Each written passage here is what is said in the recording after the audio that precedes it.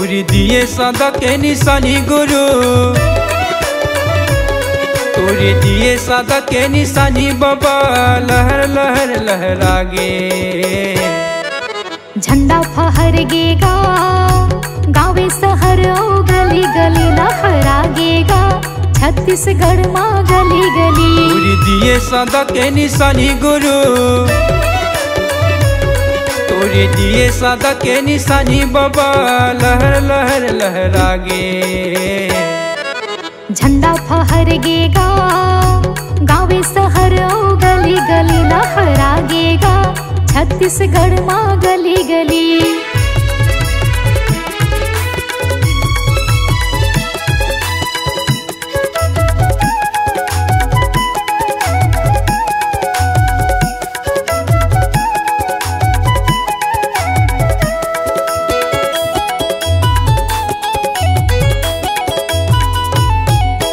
गिरधपुरी माँ जन्म लिए,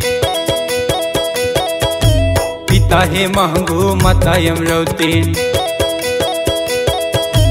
गिरधपुरी माँ जन्म लिए, पिता है महंगू माता यमरौतीन। गुरु बाबा तोर गुरु घासी बाबा तोर, गुरु बाबा तोर गुरु घासी बाबा तोर। सबके निशानी अमर रही,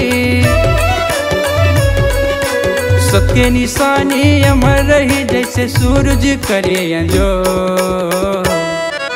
झंडा फहरगेगा गावे शहर ओ गली गली लहरागेगा, छत्तीसगढ़ माँ गली गली।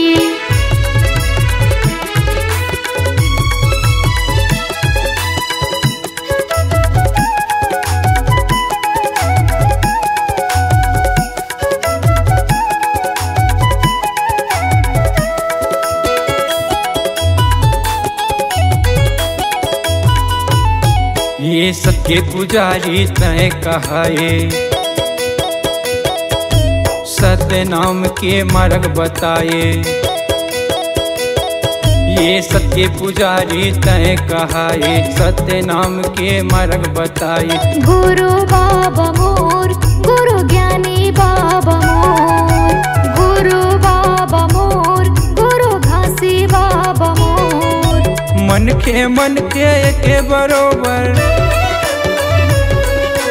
मन के एके बरोबर, गुरु घासी बाबा के कहना। झंडा फहरगेगा गावे शहर ओ गली गली लहरागेगा, छत्तीसगढ़ माँ गली गली। तोरी दिए सदा के निशानी गुरु,